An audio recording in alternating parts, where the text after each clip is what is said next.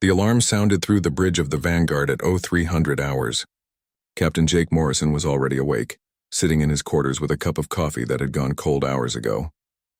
He could not sleep lately. Something in the stars felt different, like the universe was holding its breath. He reached the bridge in less than 2 minutes.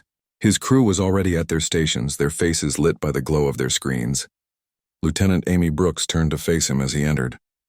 Her expression told him everything he needed to know. This was serious. "Captain, we have a distress signal. It started coming through about 15 minutes ago. The computer is still trying to translate it, but we are picking up multiple languages. None of them are human languages." Jake moved to his command chair and sat down. He pulled up the signal data on his personal screen. The waveform pattern was chaotic, jumping between frequencies like a desperate scream into the void. He had never seen anything quite like it before. "How long until we have a translation?" he asked. "Maybe 10 more minutes. The Universal Translator is working through the Coalition database, trying to match the patterns. Whatever they are saying it in at least 12 different languages." Jake nodded. 12 languages meant they were broadcasting to everyone, anyone who might listen. That meant they were desperate. Really desperate. The Vanguard had been on patrol for 3 months now, cruising along the outer edges of Coalition space. It was quiet work, mostly boring. They checked on mining stations, escorted a few cargo ships, and responded to the occasional technical emergency. Nothing exciting. Nothing dangerous. Until now, Earth had joined the Galactic Coalition 7 years ago. It was a big moment for humanity. The day they learned they were not alone in the universe. But it was also confusing. The aliens were not what anyone expected. They were peaceful, almost too peaceful. They avoided conflict whenever possible. They seemed scared of violence in a way that humans found strange, and they were scared of humans too. Jake learned this quickly during the first contact meetings. The aliens looked at Earth and saw a nightmare world. They called it a Class 12 death world. The gravity was too strong. The weather was too violent. The animals were too aggressive. The diseases were too deadly. To them, Earth was basically hell, which meant humans were devils in a way. Creatures that evolved to survive in conditions that would kill most galactic species in hours. The Coalition welcomed Earth as a member, but they did it carefully, nervously, like someone befriending a tiger. "Captain, translation is coming through now," Brooks said. She pressed a button and the message played over the bridge speakers. The voice was high-pitched and trembling with fear. "This is the colony ship Bright Hope of the Villani people. We are under attack. Repeat, we are under attack. The Krethak swarm has found us. Our shields are failing.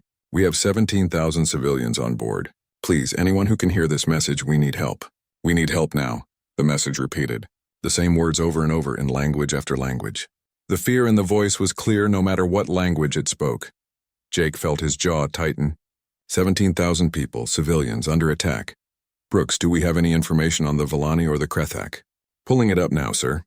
The Villani are a Coalition member species, peaceful, mostly traders and scientists. The Krethak swarm is listed as a hostile force. They are raiders, pirates basically. They travel in large groups and attack weaker ships. The database says most species avoid them because they are too dangerous to fight. Too dangerous to fight." Jake had heard that phrase before. It usually meant the Coalition species did not want to risk casualties, so they let the criminals do whatever they wanted. It was a policy that frustrated many humans in the fleet. "How far away are they?" Jake asked. Navigator Kevin Hayes spoke up from his station. 16 light hours from our current position. If we push the jump drive to maximum, we can be there in about 40 minutes. Jake did not hesitate. "Hayes, plot the jump course. Communications Officer Clark, send a response on all frequencies. Tell them the Terran Federation ship Vanguard has received their message and is coming to help. Give them our ETA." Martin Clark worked his console quickly. "Message sent, Captain. Brooks, wake up the Marines. I want them in full combat gear and ready to deploy. Also bring all weapon systems online. I want this ship ready for a fight the second we drop out of FTL." "Yes, sir," Brooks said. She began typing commands into her console, sending alerts throughout the ship. Jake watched his crew work. They moved with confidence and speed, each person knowing exactly what to do. They had trained for this moment, even if they never really expected it to happen. The Vanguard was a military vessel, but until now it had never seen real combat. That was about to change. The 40 minutes felt like hours. Jake used the time to review everything they knew about the Krethak swarm. The information was limited. They operated in groups of 50 to 200 ships. Their individual vessels were small and fast, but not very strong. They relied on numbers to overwhelm their targets.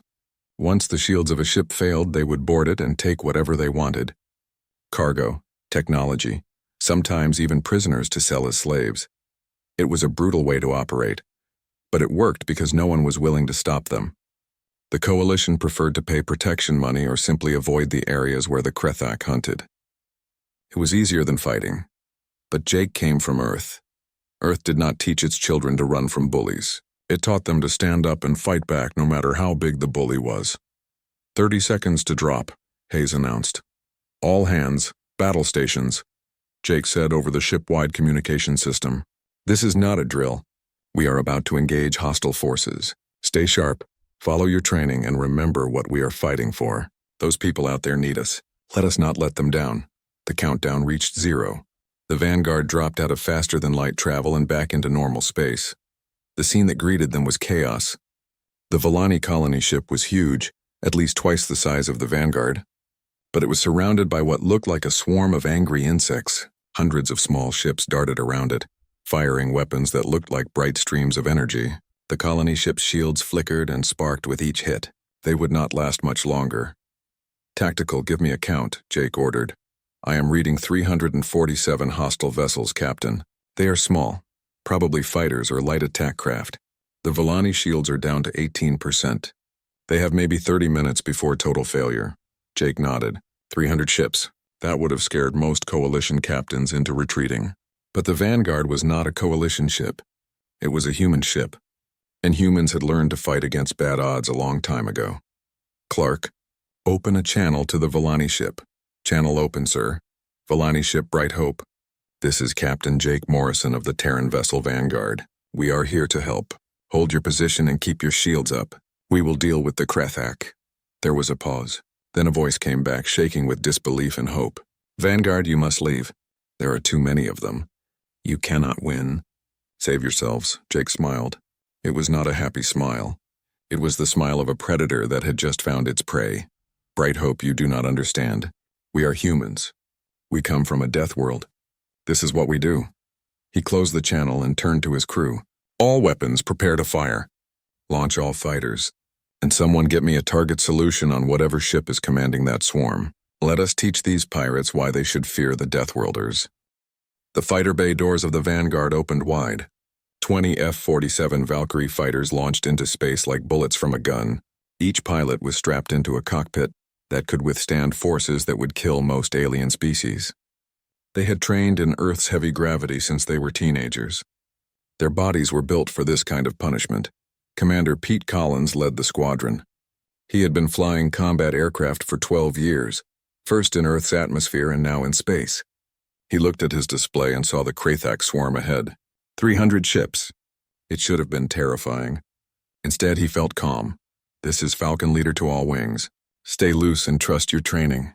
These bugs fly in groups because they are weak alone. Break their formation and they will panic. Remember, we are faster, we are stronger, and we are meaner. Let us show them what Earth is all about.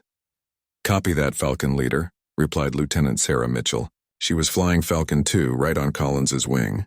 Ready to bring the thunder. The human fighters accelerated hard. The pilots felt the G-forces push them back into their seats. It was pressure that most Coalition pilots could not handle. Their bodies were not strong enough.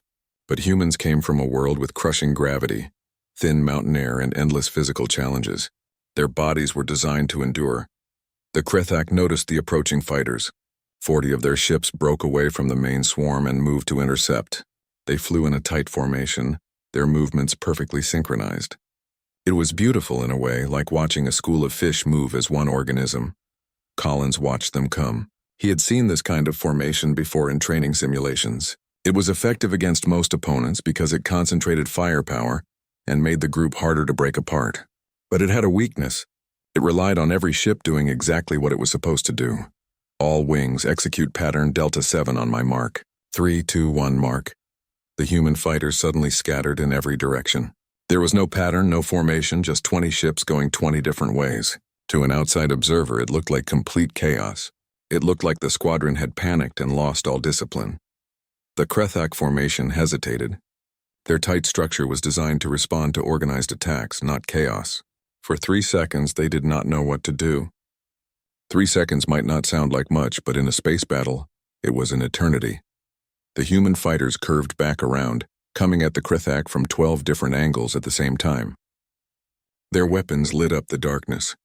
Missiles streaked across space. Energy beams cut through the void.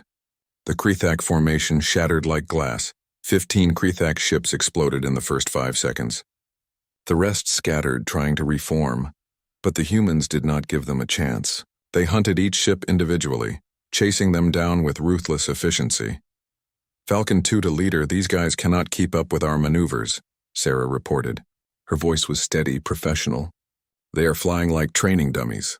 Confirmed, Collins replied. They are built for swarming slow targets. They do not know how to fight something that fights back. Keep the pressure on. Push them toward the main swarm. Let us make them scared. On the bridge of the Vanguard, Jake watched the fighter battle with satisfaction. His pilots were performing exactly as trained. But the main threat was still the mass of Krethak ships attacking the Volani colony vessel. Those shields would not hold forever.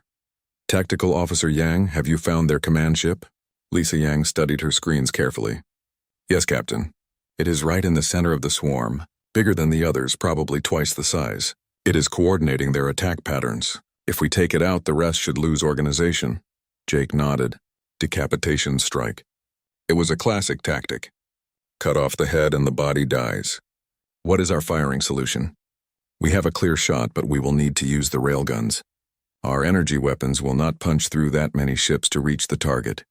The railguns were Earth technology at its finest. They used magnetic acceleration to launch solid projectiles at incredible speeds. The rounds were just chunks of tungsten metal, but when they hit something at a fraction of light speed, they released more energy than most bombs. They were simple, brutal, and devastatingly effective. Load all 6 railgun batteries. Full power. I want that command ship turned into scrap metal. Aye, Captain. Railguns are hot and ready. Target is locked. Jake took a breath. This would be the first time a human ship fired on another vessel in anger. Since joining the coalition, it would send a message to the entire galaxy. He wanted that message to be clear. Fire! The Vanguard shook as 6 railgun batteries fired in sequence. The tungsten rounds left the ship at a speed that was hard to even imagine. They crossed the distance to the Krethak command ship in less than 2 seconds. The first round hit the command ship's shields.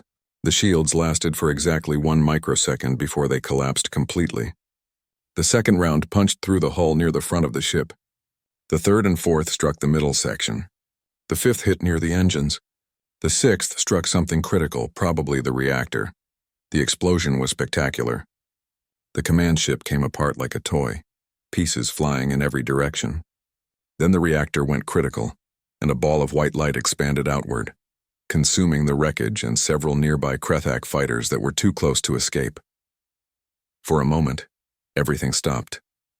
The Krethak swarm seemed frozen, as if they could not process what had just happened. Their command ship, the center of their formation, was simply gone. Erased from existence in the blink of an eye. Command ship destroyed, Yang reported. Her voice was professional, but Jake could hear the satisfaction in it. All enemy ships have stopped firing on the Volani vessel. Jake stood up from his chair. This was the moment. Communications Officer Clark, open a channel to the Krethak fleet. All frequencies. I want every single one of them to hear this. Channel open, Captain. You are broadcasting to the entire area. Jake spoke clearly and calmly. His voice carried the weight of absolute certainty. Attention all Krethak forces. This is Captain Jake Morrison of the Terran Federation warship Vanguard. You are attacking a vessel that is under our protection. You have 30 seconds to break off your attack and leave this system. If you do not comply, we will destroy every single one of your ships. This is your only warning.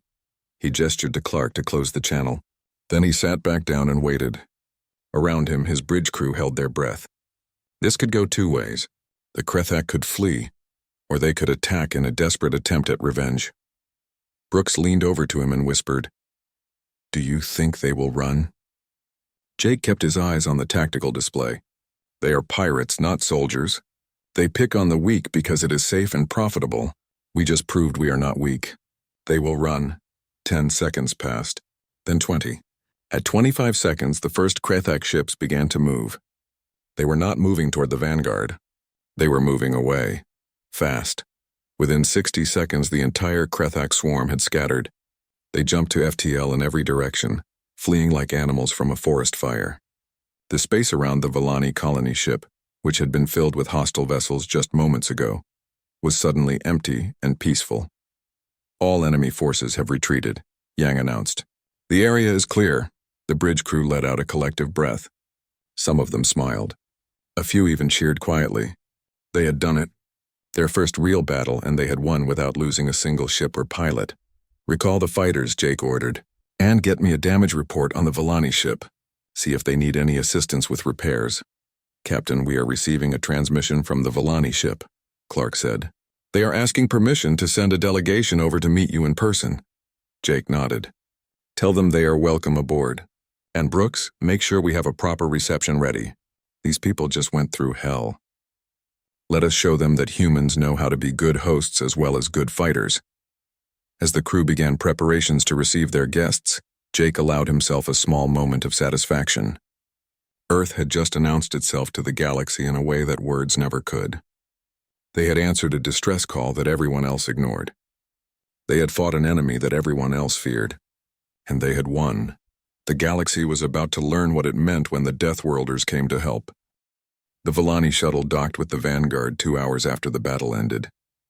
Captain Jake Morrison stood in the main airlock with 2 Marines at his sides. The Marines wore full-dress uniforms, weapons holstered but visible. Jake wanted to project strength and control. He wanted the Villani to feel safe, but also to understand what kind of species had just saved them. The airlock door opened with a soft hiss. 5 Villani stepped through. They were small, maybe 4 feet tall, with blue-gray skin that looked almost metallic in the ship's lighting. Their eyes were large and dark, taking in everything around them. They moved carefully, like they were not used to the gravity. The lead Villani wore a sash across her chest that marked her as someone important. She looked up at Jake with an expression that mixed gratitude with something else, fear maybe, or awe. It was hard to tell. Captain Morrison, she said through a translation device clipped to her sash. Her actual voice was a series of musical tones, but the device converted it to English. I am Ambassador Lyra of the Villani people. We owe you our lives. All 17,000 of us. Jake offered his hand in the human custom of greeting. Lyra looked at it for a moment, then reached out and took it. Her hand was small and cool against his palm. He was careful not to squeeze too hard. Ambassador, you are welcome aboard. I am glad we arrived in time to help. Please follow me. We have prepared a conference room where we can talk more comfortably. As they walked through the corridors of the ship, Jake watched the Villani delegation. They looked at everything with wide eyes. A crew member jogged past them on his way to the engine room, and all 5 aliens flinched. The man was not running fast by human standards, but to them it probably looked like a sprint. They reached the conference room and sat down. Jake had ordered the gravity in this room reduced to 0.9 times Earth standard, thinking it would be more comfortable for their guests. Lyra seemed to notice and appreciate it. Captain Morrison, I must ask you something, Lyra said once everyone was settled. We sent our distress signal to every coalition vessel within range. There were at least 6 ships closer to us than you were. Why were you the only ones to come? Jake exchanged a glance with Lieutenant Brooks, who had joined them for the meeting. This was an uncomfortable question, but one they had expected. I cannot speak for other coalition members, Jake said carefully, but if I had to guess, they probably decided the risk was too great. The Krethak swarm has a reputation. Most species prefer to avoid them rather than fight them. But you did not avoid them, Lyra said. You came immediately. You fought them. You destroyed them. We scattered them, Jake corrected. We did not destroy them all. We destroyed their command ship and threatened the rest. They chose to run rather than keep fighting. One of the other Villani, a younger male named Carrick, spoke up. Captain, forgive me, but I must say what we are all thinking. You made it look easy. 300 ships fled from you. Your fighters danced through their formations like they were nothing. You destroyed their command ship with a single volley. To us, it seemed impossible. Jake considered his words carefully. It was not easy. But humans train for combat in ways that most species do not. We come from a planet with heavy gravity, Dangerous wildlife, extreme weather, and diseases that constantly evolve. Every day on Earth is a fight to survive. That makes us good at fighting. Lyra touched her translation device as if checking it was working properly. Captain Morrison, I have read about Earth in the Coalition databases. It is classified as a Class 12 death world. The gravity alone would cripple most of us. The temperature swings would kill us. The atmospheric pressure would crush our lungs. And yet humans evolved there. You were born into conditions that we would consider torture. To us, it is just home, Brooks said with a slight smile. We do not think of Earth as dangerous because it is all we have ever known. Your worlds probably seem strange to us too. Strange perhaps, Lyra said, but not deadly. The Vallani homeworld has gentle weather, low gravity, and very few predators. We evolved to live in peace with our environment. You evolved to conquer yours. Jake felt a chill at those words. Conquer. It made humans sound aggressive, violent. But was it wrong? Earth had not been kind to humanity. Every advantage humans had, they had earned through millions of years of brutal natural selection. They were survivors because only the strongest, smartest, and most adaptable had lived long enough to have children. Ambassador Lyra, Jake said, I want you to understand something. Yes, humans are good at fighting. Yes, we evolved on a dangerous world. But that does not mean we want to hurt people. We joined the Coalition because we want to be part of something bigger than ourselves. We want to explore the galaxy, learn from other species, and help where we can. But you will fight, Carrick said. It was not a question. When we must, Jake admitted. When people need help and no one else will give it. When bullies need to be stopped. Yes, we will fight. After the formal meeting, Jake gave the Vallani delegation a tour of the ship. He showed them the bridge, the crew quarters, the medical bay. He avoided the weapon systems and the marine barracks, thinking those might be too intimidating. But even the normal parts of the ship seemed to amaze and frighten them. In the gymnasium, several crew members were working out. Corporal Danny White was doing pull-ups, his body moving up and down with mechanical precision. Another Marine was running on a treadmill at a speed that made the Vallani gasp. That is your warriors' training? Lyra asked. Even here off-duty they push themselves so hard? That is not hard training, Brooks explained. That is just maintenance. Keeping their bodies in good condition. Hard training would be combat drills, endurance runs, tactical exercises. And the gravity in this room? Lyra touched her device again. We keep it at 1.2 times galactic standard, Jake said. We could make it higher. Match Earth's gravity exactly, but we lowered it to make the ship more comfortable for visiting species. Lyra looked at him like he had just said something impossible. This is the lowered setting? This is comfortable? For us, yes. The Vallani delegation huddled together and spoke in their musical language for a moment. Then Carrick stepped forward. Captain Morrison, may I ask you a very direct question? Of course. If humanity wanted to, could you conquer the galaxy? The question hung in the air like a bomb. Jake felt Brooks tense beside him. It was the question that everyone in the Coalition probably wondered but were too polite to ask. Jake took a breath and answered honestly. Probably. If we wanted to, if we devoted all our resources to it, we could probably take control of most of the Coalition by force. We have the technology, the military strength, and the physical advantages. He saw fear flash across the faces of all 5 Vallani. He held up his hand. But we will not. Earth has a long history, Ambassador Carrick. We spent thousands of years fighting ourselves. Humans against humans. Wars over territory, resources, beliefs. We killed each other in numbers that would shock you. And we learned something from all that death. Conquest does not work. You can take land by force, but you cannot hold it forever. You can enslave people, but they will always hate you and eventually rebel. Power built on fear always crumbles. So you choose not to conquer? Lyra asked. We choose to cooperate, Jake said. We joined the Coalition because we want to be partners with other species, not rulers. We want to explore, learn, and grow together. But that does not mean we will stand by while innocent people are attacked. We will protect those who need protection. We will fight when fighting is necessary. That is what we are offering the galaxy. Not conquest, protection. Lyra looked at him for a long moment. Then she did something unexpected. She bowed. It was a deep, formal bow that seemed to carry great significance in Vallani culture. Captain Morrison, the Vallani people will remember what you did today. You answered our call when no one else would. You put yourselves at risk for strangers. You showed us what true honor looks like. Whatever the future holds, the Vallani will stand with humanity. Jake felt something shift in that moment. This was bigger than one rescue mission. This was the beginning of something new.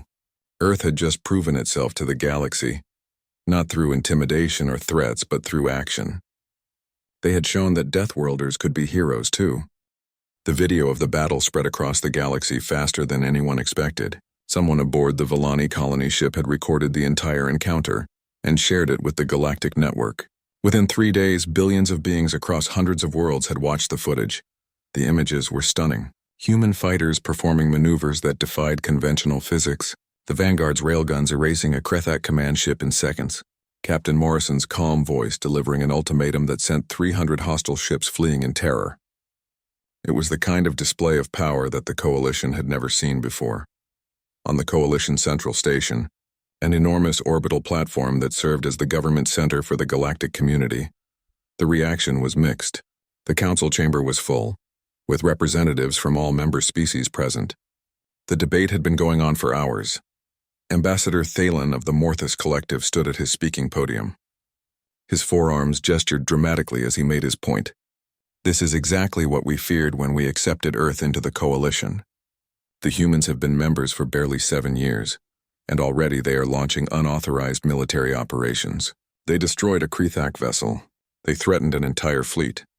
This is not peacekeeping. This is aggression. Ambassador Chen Wei, Earth's representative to the Coalition, stood at her own podium across the chamber. She was a career diplomat, trained to stay calm under pressure. Ambassador Thalen, I must correct you.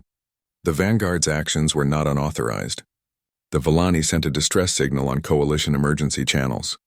Coalition law requires any vessel receiving such a signal to render assistance. Captain Morrison was following the law. Assistance does not mean military attack, Thalen shot back. Your captain could have negotiated. He could have tried diplomacy. Instead, he chose violence. Negotiated with pirates who were actively destroying a civilian ship. Chen's voice remained calm but firm. Ambassador, 17,000 Villani civilians were going to die. The Krethak were not interested in talking. They were interested in plunder. Captain Morrison did what was necessary to save lives. Ambassador Lyra of the Villani, who had been granted special permission to address the council, rose from her seat. If I may speak, High Coordinator?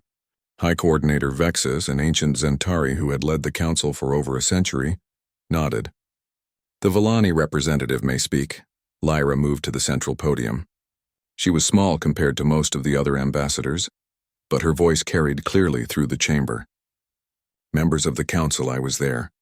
I watched our shields fail. I felt our ship shake as the Krethak weapons tore into our hull.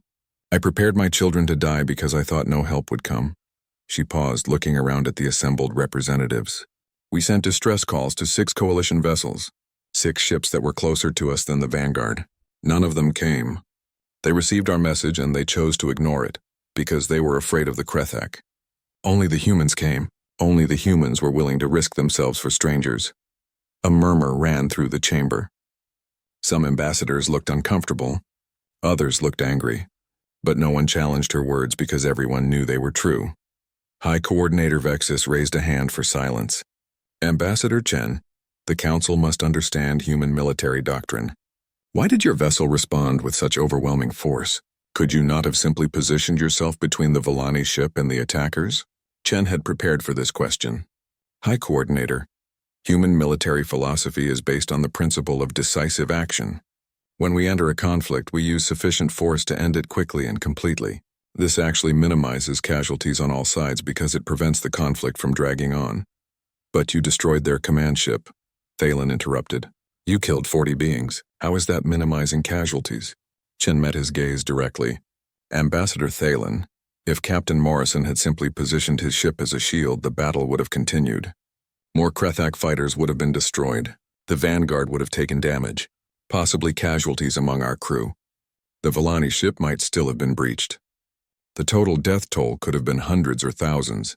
She pulled up a holographic display showing the battle statistics. Instead, Captain Morrison identified the command vessel, destroyed it with precision fire, and then offered the remaining Krethak a choice. They chose to flee. Final casualties, 40 Krethak crew members. 0 Villani, 0 humans. I would call that a successful operation.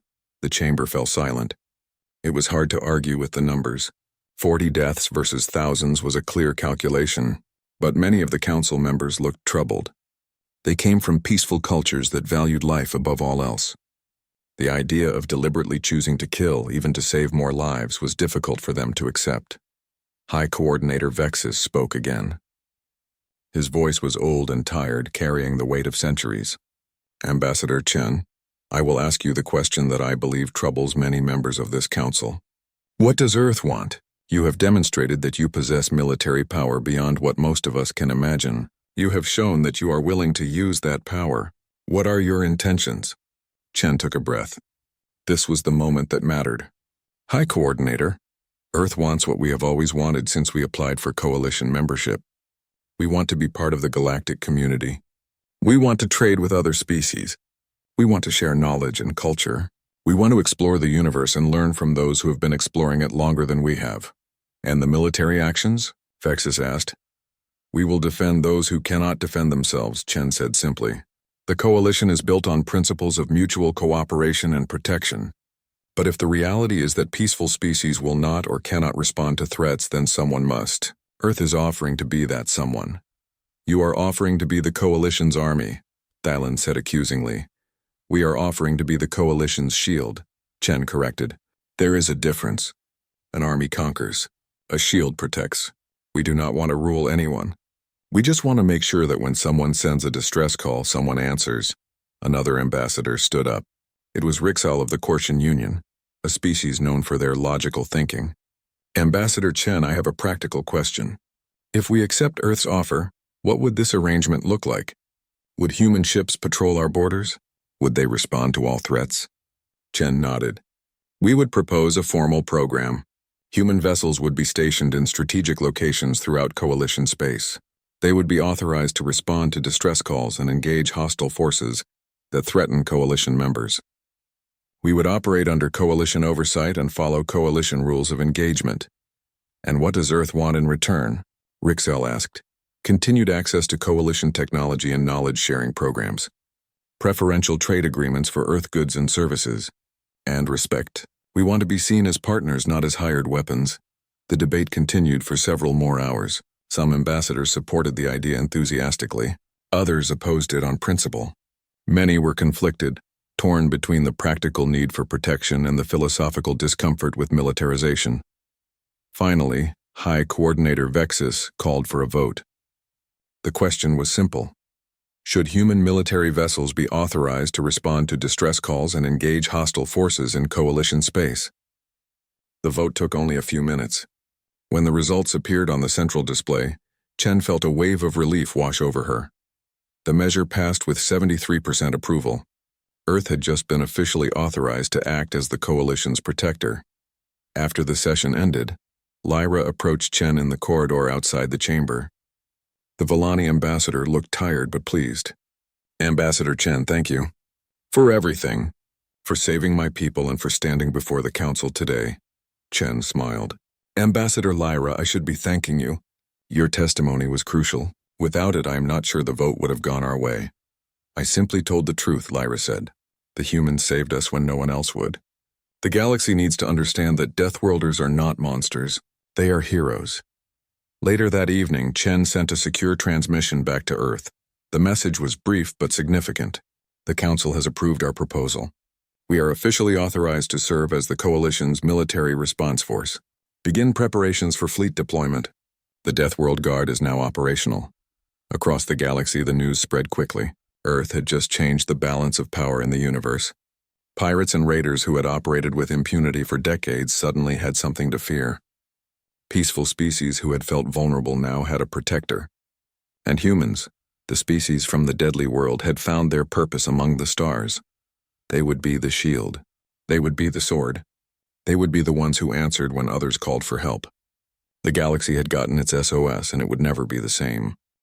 6 months had passed since the Vellani rescue. The galaxy had changed in ways that nobody could have predicted. 15 human warships now patrolled Coalition space, stationed at strategic points along the borders. They were officially called the Coalition Defense Initiative, but everyone used the nickname that had spread across the galactic network. The Deathworld Guard. Captain Jake Morrison had been promoted to Admiral. He now commanded the entire CDI fleet from his flagship, a massive vessel called the Defender. It was the largest warship humanity had ever built, bristling with weapons and carrying a crew of 1,200. Currently, it patrolled the Outer Rim, where Coalition space bordered the lawless territories that most species avoided. Life had been busy. In 6 months, the CDI had responded to 23 distress calls. They had scattered pirate groups, rescued stranded vessels, and stopped 3 attempted invasions of minor Coalition worlds. Not a single human life had been lost, and casualties among those they protected were minimal. The program was working exactly as planned. Commander Amy Brooks, now Jake's executive officer, interrupted his thoughts. "Admiral, we are receiving multiple distress signals. 3 Coalition merchant vessels are under attack. The signals are coming from different locations spread across about 2 light hours of space." Jake looked at the tactical display. 3 attacks at the same time in different locations. That was unusual. Pirates normally hit one target and ran before help could arrive. This felt coordinated, like someone was testing them. "What kind of attackers are we looking at?" he asked. "Unknown vessels. The energy signatures do not match any pirate groups in our database. These ships are bigger and better armed than typical raiders." Jake felt his instincts kick in. This was a trap or a test. Someone wanted to see how the Deathworld Guard would respond to multiple simultaneous threats. "Split the fleet. Brooks, take the Liberator and Guardian to handle the 2 northern targets. I will take the Defender south. Standard protocols. Give them 1 warning to surrender. If they refuse, disable their vessels but try not to destroy them. We want prisoners for questioning." "Understood, Admiral. Liberator and Guardian are breaking formation now." The Defender jumped to FTL and emerged near the southern attack. Jake immediately saw that this was not a normal pirate raid. The Coalition freighter was under assault by 5 warships, actual military-grade vessels with proper shields and weapons. They were painted red and black and their designs were angular and aggressive. "Tactical analysis," Jake ordered. "Those are Kraxan warships, Admiral. The Kraxan Empire is officially neutral. They should not be attacking Coalition vessels." The Kraxan. Jake had read about them. They were a warrior race that valued strength and combat prowess above all else. They had stayed out of Coalition politics for centuries, preferring to handle their own affairs. If they were here attacking Coalition ships, it meant something had changed. "Hail them," Jake said. The view screen flickered and a face appeared.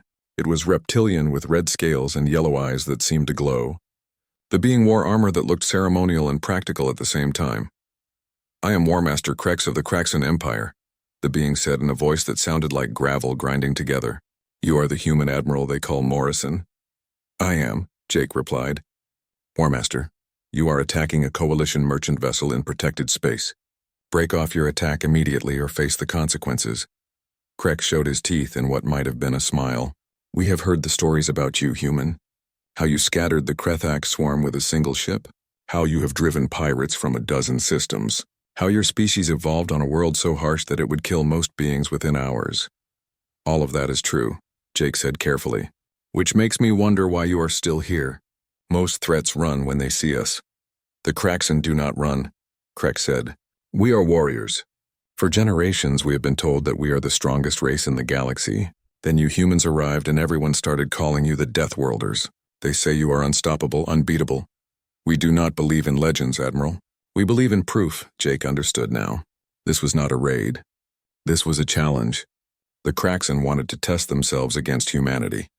They wanted to see if the legends were true. "War Master Krex, I am going to give you 1 chance to withdraw.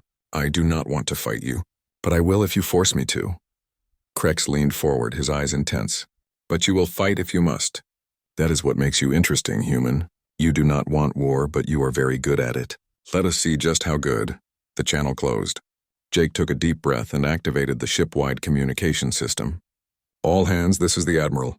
We are about to engage Kraxan warships. They are testing us to see if humanity deserves its reputation. Let us make sure they get an education they will never forget." Battle stations. The bridge crew moved with practiced efficiency. Weapons powered up. Shields configured. Fighters prepared for launch. Everyone knew their role and performed it perfectly. "Admiral, the Kraxan ships are moving into attack formation," the tactical officer reported. "Standard military wedge pattern." "They are coming straight at us," Jake studied the display. The Kraxan were using a classic approach. 5 ships in a wedge formation, concentrating their firepower on a single target. It was a tactic that had probably worked for them for centuries. It was honorable, straightforward, and predictable, which meant it was vulnerable to someone who did not care about honor. Earth had learned a long time ago that survival mattered more than fighting fair. "Execute Maneuver 17, Jake ordered. The Defender suddenly accelerated forward at a rate that would have killed most alien crews. It cut across the Kraxon formation at an angle, exposing its broadside. To the Kraxon, it looked like a mistake. They immediately opened fire, their plasma weapons tracking the human vessel, but the Defender was not where they expected. Using maneuvering thrusters designed to work in Earth's heavy gravity, the ship shifted its trajectory mid-acceleration. Most of the Kraxon fire missed completely. The shots that did hit were absorbed by shields that were much stronger than they looked. While the Kraxon were still processing what had happened, the Defender's weapons locked onto 3 targets simultaneously. "Fire," Jake said calmly. The railguns spoke with thunderous authority. 3 tungsten penetrators crossed space faster than sensors could track. They struck 3 Kraxon ships in their engine sections. The hits were precise and calculated. Not enough to destroy the vessels, but enough to cripple them completely. All 3 ships went dark, drifting helplessly. The remaining 2 Kraxon warships broke formation, trying to flank the Defender from both sides. It was a good tactical move. Against most opponents, it would have worked. But the Defender was not most opponents. "Launch fighters," Jake ordered. "Pin them down, but do not destroy them. I want them intact."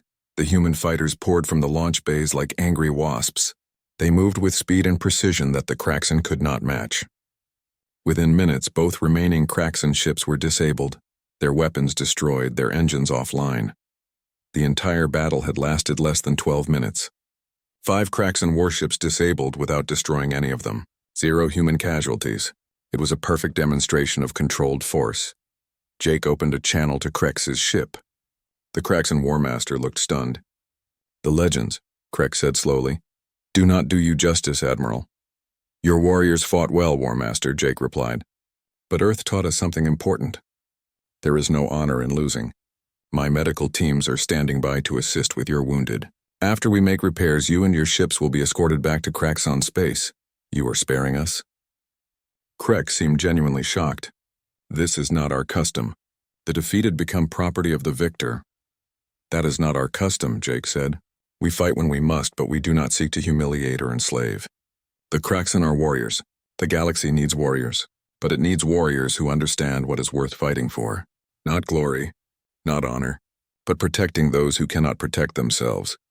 Krex was silent for a long moment. Then he performed what looked like a military salute. "You have earned the respect of the Kraxon Empire, Admiral Morrison. We came here to test you. We leave having learned much. Perhaps the Deathworlders can teach old warriors new truths." The channel closed. Jake sat back in his command chair and allowed himself a small smile. Another test passed. Another potential enemy turned into a potential ally. The Deathworld Guard was doing more than just protecting the Coalition. It was changing how the galaxy thought about strength and violence. 3 months after the encounter with the Kraxon, Admiral Jake Morrison stood in the observation deck of the Defender, looking out at the stars. The past 9 months had been a whirlwind of activity. The Deathworld Guard had grown from 15 ships to 30. Requests for human protection had flooded in from Coalition members who previously wanted nothing to do with Earth. The program was more successful than anyone had dared to hope, but success came with complications. Some species still feared humanity. There were protests on several Coalition worlds, groups demanding that the Deathworlders be removed from power. They called humans warmongers, savages, a threat to galactic peace. The irony was not lost on Jake. They were being criticized for doing exactly what they had been asked to do. Commander Brooks joined him at the viewport. She had a datapad in her hand and a concerned look on her face. "Admiral, I have the latest intelligence reports. You should probably see this." Jake took the pad and scrolled through the information. His eyes narrowed as he read. "The Krethek are reorganizing, building new ships, recruiting more crews. They are planning something big. Intelligence suggests they want revenge for what happened at the Villani rescue," Brooks said. "They took a huge hit to their reputation when they ran from us. Now they need to prove they are still dangerous. How long until they are ready to move?" Unknown. Could be weeks. Could be months. But it is definitely coming. Jake handed the pad back. Keep monitoring the situation. If they make a move, I want to know about it immediately. In the meantime, continue standard patrol operations. Brooks hesitated. Admiral, can I speak freely? Always. Are we doing the right thing? I mean, I know we are helping people. I know we are saving lives, but sometimes I wonder if we are changing the galaxy in ways that we do not fully understand. We are making it more violent, more militarized. Is that really better? Jake considered the question carefully. It was something he had thought about many times in quiet moments. The galaxy was already violent, Brooks. Pirates and raiders have been attacking peaceful species for centuries. The Coalition just pretended not to see it because dealing with it was uncomfortable. We did not create the violence. We just made it visible. But now everyone is watching us. They see humans as the solution to every problem that involves conflict. What happens when we cannot solve a problem with force? What happens when we fail? Then we adapt, Jake said. That is what humans do best. We survived on Earth because we could adapt to anything. Ice ages, droughts, predators, diseases. We learned to solve problems in creative ways. Violence is just one tool in our kit. It is an important tool, but it is not the only one. The conversation was interrupted by an urgent alert. The bridge was calling. Jake and Brooks hurried to the command center. Admiral, we have multiple distress calls coming in from the Terran sector. The communications officer reported. At least 8 Coalition mining stations under simultaneous attack. Early reports suggest it is the Krethak swarm. They are hitting everything at once. Jake felt his jaw tighten. This was what the intelligence had warned about. The Krethak were making their move. But 8 targets at once was ambitious, dangerous. It would spread the Deathworld Guard thin. How many ships can we get to the Terran sector? We have 6 vessels within range, Brooks said, pulling up the tactical map. But 8 targets means we will have to split our forces even more than usual. Then that is what we will do. Send orders to all available ships. Divide them into 8 groups and assign 1 to each target. Priority is protecting the mining stations and their personnel. If the Krethak want to fight, we will give them one. The next 6 hours were chaos. Human ships jumped across the sector, engaging Krethak forces at every target. The battles were fast and brutal. The Krethak had learned from their first encounter with humanity.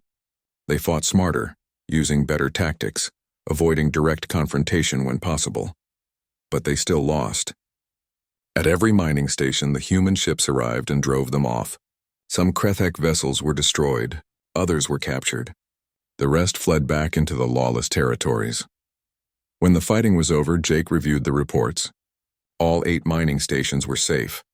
Casualties among Coalition personnel were minimal. But 3 human ships had taken damage and 2 crew members had been injured. It was the first time the Deathworld Guard had suffered any casualties. We won, Brooks said, reading the reports over his shoulder. But it was closer than our previous engagements. They are learning, Jake agreed. The Krethak are adapting to us. That makes them more dangerous. We need to stay ahead of them. News of the Terran sector battle spread quickly. The Coalition media praised the Deathworld Guard for their quick response and successful defense. But there were also critics. Some pointed out that the Krethak might not have attacked if the humans had not humiliated them in the first place. Others worried that the conflict was escalating, that the galaxy was becoming more dangerous because of human involvement. Jake received a personal message from Ambassador Chen Wei. She wanted to meet with him on Coalition Central Station. The trip took 3 days. When Jake arrived, he found Chen waiting in a private conference room, along with several other Earth diplomats and military officers. Admiral Morrison, Chen greeted him formally. Thank you for coming. We need to discuss the future of the Deathworld Guard program. Jake took a seat. Is there a problem? Not a problem exactly. More of a question of scale. The program has been incredibly successful. Too successful, perhaps. We are receiving more requests for protection than we can handle. Some Coalition members want permanent human military bases on their worlds. Others want joint training programs. A few have even asked if they can purchase human weapons. What are we telling them? Jake asked. For now, we are saying yes to bases and training programs, no to weapons sales. We do not want to flood the galaxy with Earth military technology. But the real question is bigger than that. Admiral, Earth is becoming the dominant military power in the Coalition. Some might say we already are. What do we do with that power? Jake leaned back in his chair. We use it responsibly. We protect those who need protection. We maintain order without becoming tyrants. That is what we said we would do from the beginning. And if the coalition asks us to do something we disagree with, Chen pressed, what if they want us to attack a target that we think is unjust? What if they want us to become an army of conquest instead of defense? Then we say no, Jake said firmly. The Deathworld Guard answers to Earth first, Coalition second. We will not be used as weapons for causes we do not believe in. If the Coalition has a problem with that, they can revoke our authorization and handle their own security. Chen smiled slightly. I was hoping you would say that. The Council is testing us, Admiral. They want to know if humans can be trusted with power. Every decision we make now will determine how the galaxy sees us for generations. Then we better make good decisions, Jake said. Later that evening, Jake stood on one of the observation platforms of Coalition Central Station. From here, he could see ships from dozens of species coming and going. Traders, diplomats, explorers, all moving through the great hub of galactic civilization. Brooks found him there. Thinking deep thoughts, Admiral? Just wondering what comes next, Jake said. 9 months ago, we were just another Coalition member. Now we are the Deathworld Guard, the galaxy's protectors, the shield against chaos. It happened so fast. We answered a distress call. Brooks said simply. We did what needed to be done. Everything else followed from that one decision. Do you think we made the right choice? Brooks looked out at the stars. Ask the 17,000 Villani who are alive because of us. Ask the miners in the Terran sector. Ask all the merchant crews who now travel safely because pirates fear us. I think they would say yes. Jake nodded slowly. She was right. They had made a difference. A real, tangible difference in countless lives. That had to count for something. Come on, he said. We have a fleet to command and a galaxy to protect. The Deathworlders have work to do. As they walked away from the viewport, neither of them noticed the small alien watching them from across the platform.